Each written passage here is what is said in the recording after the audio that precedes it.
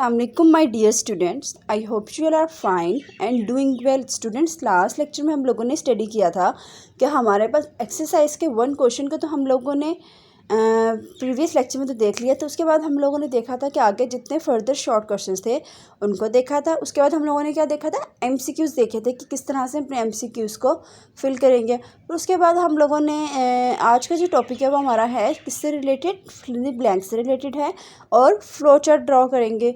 तो फिर हमारी एक्सरसाइज यहाँ पे कंप्लीट हो जाएगी। आज का जो लेक्चर है वेरी लास्ट लेक्चर है फर्स्ट यूनिट का। तो स्टूडेंट्स चलते हैं अपनी फिल इन द ब्लैंक्स के टॉपिक की तरफ। अब देख लेते हैं हमारे पास फिल इन द ब्लैंक्स क्या है। लिखा first fill in the blanks में लिखा हुआ है before problem we need to first, आगे उन्होंने स्पेस दी हुई है आ प्रॉब्लम। तो इसका आंसर क्या आएगा, फर्स्ट पे हम क्या करते हैं, अपनी प्रॉब्लम क्या करते हैं, अंडरस्टैंड करते हैं। तो यहाँ पे आंसर क्या आ जाएगा, अंडरस्टैंड लिख देंगे। फिर आ जाता है एन एल्गोरिथम प्रोड्यूस और डिफाइन सेट ऑफ स्टेप्स, कि हम लोग एल्गोरिथम बनाते हुए हमारे पास कुछ स्टेप्स होते हैं जिनको देखते हुए हम अपने एल्गोरिथम को बनाते हैं। उसके बाद हमारी प्रॉब्लम क्या हो जाती है, सॉल्व हो जाती है। फिर आ जाता है a flow chart utilize a various symbols and to text map out the order of steps, कि फ्लो चार्ट को हम यूटिलाइज किससे करते हैं, अपने सिंबल से करते हैं और किससे करते हैं, अपने टेक्स्ट से करते हैं। फ्लो चार्ट में हमारे पास दो चीज़ें यूज़ होती हैं कि हम अपने सिंबल्स के अंदर अपने टेक्स्ट को लिख के अपनी प्रॉब्लम को क्या करते हैं, इजीली सॉल्व कर लेते हैं। उसके बाद आ जाता है a flow chart symbol is used to show, क्या शो करता है फ्लो चार्ट का सिंबल, डायमंड का सिंबल जो होता है वो क्या शो करता है हमारे पास, डिसीजन मेकिंग, कि हम लोगों ने इसके अंदर क्या करना है, डिसीजन मेकिंग करनी है। और डिसीजन मेकिंग के अंदर हमारे पास दो चीज़ें आ जाती हैं, एक आ जाता है ट्रू और दूसरा आ जाता है फॉल्स, कि हम लोगों ने देखना है कि हमारी कंडीशन क्या है, ट्रू है या फॉल्स है। लास्ट फिलिंग ब्लैंक्स में क्या लिखा हुआ है, dash is use to test the solution. तो स्टूडेंट्स, आप लोग को याद होगा हम लोगों ने प्रॉब्लम को सॉल्व करने के बाद एक टॉपिक पढ़ा था कि हमारे पास क्या होती है, वेरिफिकेशन होती है और वैलिडेशन होती है, कि हम लोग वेरीफाई कर लेते हैं कि जो प्रॉब्लम हम लोगों ने सॉल्व करने के लिए बनाई है क्या वो वैसी तरह से रन हो रही है या नहीं हो रही। हम फिर वेरीफाई कर देते हैं कि हमारी ये प्रॉब्लम थी और इसका क्या था, ये सलूशन था। तो यहाँ पे आंसर क्या आ जाएगा, वेरिफिकेशन आ जाएगा। अब चलते हैं हम अपने फ्लो चार्ट्स की तरफ। फ्लो चार्ट्स को स्टूडेंट्स आप लोगों ने अच्छे से समझना है क्योंकि ये बहुत इंपॉर्टेंट फ्लो चार्ट्स हैं। ये आपके पेपर पॉइंट ऑफ व्यू से बहुत इंपॉर्टेंट हैं। ये आपके बोर्ड के एग्जाम में भी आ सकते हैं। अब हम अपने फ्लो चार्ट्स के फर्स्ट क्वेश्चन को देख लेते हैं। सबसे पहले स्टूडेंट्स, स्टेटमेंट का अंडरस्टैंड करना बहुत ज़रूरी होता है। जब तक आप लोग अपनी प्रॉब्लम की स्टेटमेंट को अंडरस्टैंड नहीं करेंगे, जब तक आप अपनी प्रॉब्लम को सॉल्व भी नहीं कर सकते। तो सबसे पहले अंडरस्टैंड कर लेते हैं क्या लिखा हुआ है, input two numbers n1 and n2। उन्होंने कहा इनपुट टू नंबर्स करवाओ, कौन कौन से, n1 and n2। Determine whether n1 divides n2 और नॉट, कि हम लोगों ने देखना है कि n1 डिवाइड होता है कि नहीं होता n2 पे। तो ये हमारी क्या आ जाएगी, कंडीशन आ जाएगी। उसके बाद आ जाता है हम किस तरह से स्टार्ट करते हैं, लिखेंगे स्टार्ट टू इनपुट नंबर्स करवाएं, इनपुट n1 एंड n2। फिर हम लोगों ने क्या करना है, हमेशा हम लोग डिवाइड करते हुए क्या लेते हैं, मैंने आपको हमेशा बताया है स्टूडेंट्स के डिवाइड करते हुए हम क्या लेते हैं, मोड लेते हैं। मोड का आंसर अगर 0 आ जाए तो मीन्स के ये हमारा फुली डिवाइड हो चुका है। जो हम लोगों ने नंबर्स लिए थे वो हमारे क्या हो चुके हैं, डिवाइड हो चुके हैं।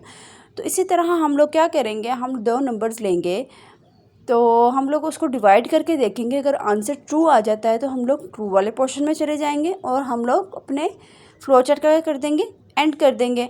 अगर हमारा आंसर ट्रू नहीं आता तो फिर हम लोग ऊपर जाएंगे, दोबारा कंडीशन देखेंगे, उसके अंदर दोबारा नंबर्स लगाएंगे और फिर उसको क्या करेंगे, सॉल्व करके देखेंगे। अगर आंसर येस आ रहा है तो हम लोग क्या आ जाएंगे, अपने ट्रू वाले पोर्शन में आ जाएंगे और उसको एंड कर देंगे। इस तरह से हम अपने नंबर्स को चेक करते हैं कि वो डिवाइड हो रहे हैं कि नहीं हो रहे।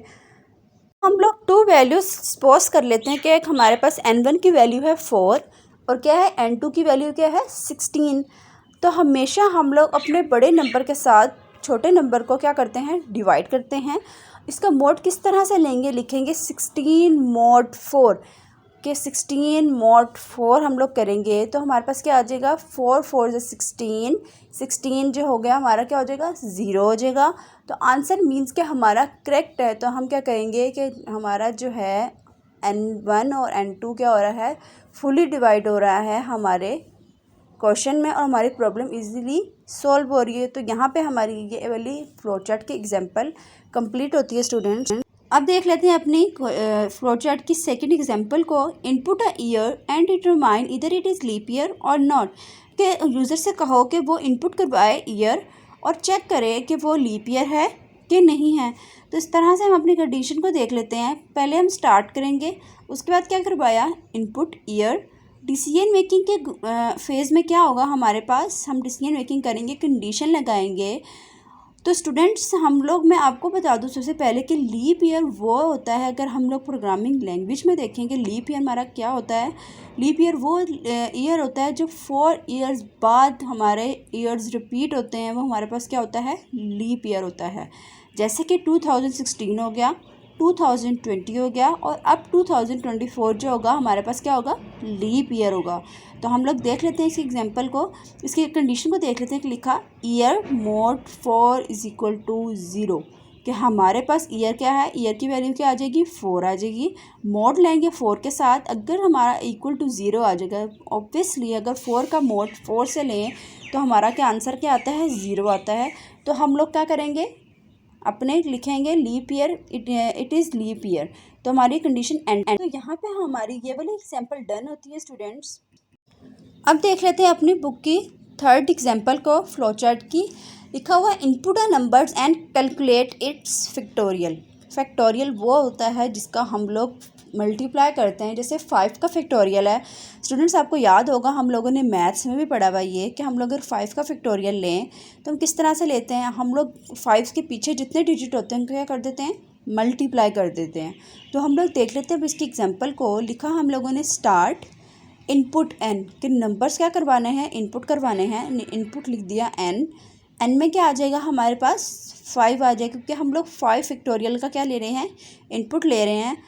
तो उसके बाद आ जाता है हमारे पास m1 is equal to 1, f1 is equal to 1। उसके बाद हमारे पास आ जाता है, हम लोग क्या करेंगे, f is equal to factorial is equal to f multiply by m, कि हम लोगों ने कहा कि हमारे पास m1 की वैल्यू क्या है, 1 है और f की वैल्यू क्या है, 1 है। तो अब अगर हम लोग f को मल्टीप्लाई करें m से तो आंसर क्या आएगा, 1 आएगा। तो अब हम देख लेते हैं कि हमारे पास कंडीशन क्या है, कि हम लोगों ने अगर देखा कि m is equal to n, कि हमारा अगर ये ठीक है तो हम क्या करेंगे, m is equal to 1 is equal to 1 तो ऑलरेडी ठीक है। उसके बाद n की वैल्यू कितनी, 5 थी। अब हम जाएंगे, हम प्लस करेंगे, m1 के अंदर प्लस किया, m is equal to m plus 1, के 1 प्लस 1 करो तो m की वैल्यू क्या हो जाएगी, 2 हो जाएगी। और हम फिर ऊपर जाएंगे दोबारा और मल्टीप्लाई करेंगे तो हमारे पास आंसर क्या आ जाएगा, 4 आ जाएगा। इस तरह से हम लोग उसको मल्टीप्लाई करते जाएंगे और हमारे पास एंड पे क्या आ जाएगा, आंसर 120 आंसर हम लोगों को क्या मिल जाएगा, फैक्टोरियल का आंसर मिल जाएगा और हमारी कंडीशन एंड हो जाएगी। तो हम लोग क्या करेंगे, अगर हमारी कंडीशन परफेक्ट है और हमें आंसर सही मिल रहा है तो हम क्या करेंगे, आउटपुट आ जाएंगे एफ़ में, हम लोग अपना फैक्टोरियल शो कर देंगे आउटपुट में और क्या कर देंगे, एंड कर देंगे। तो इस तरह से यहाँ पे एग्जांपल ये वाली फैक्टोरियल वाली एग्जांपल हमारी डन होती है। डियर स्टूडेंट्स, अब हम लोग यूनिट नंबर 1 के एक्सरसाइज का वेरी लास्ट क्वेश्चन करने लगे हैं। लिखा हुआ स्टेटमेंट में find LCM least common multiple of 2 numbers, के लीस्ट एलसीएम लेना है 2 नंबर्स का। और हमारे पास स्टार्ट करेंगे, let A and B are 2 numbers, के ए एंड बी क्या है, हमारे पास 2 नंबर्स हैं। Let L is equal to LCM, के हम लोगों ने क्या करना है, एल को हम लोगों ने लेट कर लिया कि वो इक्वल है किसके, एलसीएम के इक्वल है। L is equal to A mod B, कि अगर ए का मॉड बी से लें तो हमारा आंसर क्या आएगा, अगर 0 आ जाता है तो मीन्स एलसीएम हमारा ठीक आया है। तो इस तरह से हम लोग क्या करवा देंगे, आउटपुट करवा देंगे एल और यहाँ पे क्या कर देंगे, स्टॉप कर देंगे। तो स्टूडेंट्स यहाँ पे हमारी आज के टॉपिक की जितनी एग्जांपल्स थी, जितने क्वेश्चन थे, हम लोगों ने सॉल्व कर लिए हैं। तो माय डियर स्टूडेंट्स, आज का लेक्चर यहाँ पे हमारा कंप्लीट होता है। यूनिट नंबर 1 के हम लोगों ने फुल कंप्लीट डिटेल में समझा, उसकी एक्सरसाइज को भी किया। तो स्टूडेंट्स, उम्मीद है कि आप लोगों को मेरी इस वीडियो से बहुत ज़्यादा फ़ायदा हुआ होगा और आप लोगों ने कुछ ना कुछ समझा होगा। तो स्टूडेंट्स, अपने पेपर्स की तैयारी को बहुत अच्छा रखें ताकि आप लोगों के बोर्ड में के एग्ज़ाम्स में बहुत बहुत अच्छे नंबर्स आएँ। तो स्टूडेंट्स, इसके लिए ज़रूरी है कि आप लोगों को स्टडी करना बहुत ज़रूरी है कि आप लोग अच्छे से कॉन्सेप्ट को अपने क्लियर करें, क्योंकि फ़्लो चार्ट जो है वो आपको कोई भी दे सकते हैं स्टूडेंट्स। अगर वो बुक का नहीं देंगे तो आपको अगर कोई और दे दें तो आप लोगों को बस पता होना चाहिए कि फ़्लो चार्ट किस तरह से बनता है और हमारी प्रॉब्लम किस तरह से फ़्लो चार्ट से सॉल्व होती है, एल्गोरिथम से सॉल्व होती है, और प्रॉब्लम सॉल्विंग के स्टेप्स क्या हैं। सबसे पहले तो स्टेप्स का होना है, ज़रूरी है कि आपको स्टेप्स पता होने चाहिए कि क्या स्टेप्स हैं और किसको लेके किस तरह से अपनी प्रॉब्लम को सॉल्व कर सकते हैं। अब स्टूडेंट्स, नेक्स्ट वीडियो में हम लोग स्टार्ट करेंगे अपने यूनिट नंबर 2 को, जिसका नेम है बाइनरी सिस्टम। तो हम उसको देखेंगे, उसकी कंप्लीट डिटेल में मैं समझाऊंगी आपको फुल चैप्टर। तो स्टूडेंट्स, मुझे इजाज़त दें आप। Thanks for watching. Subscribe my YouTube channel for more videos. अल्लाह हाफिज़।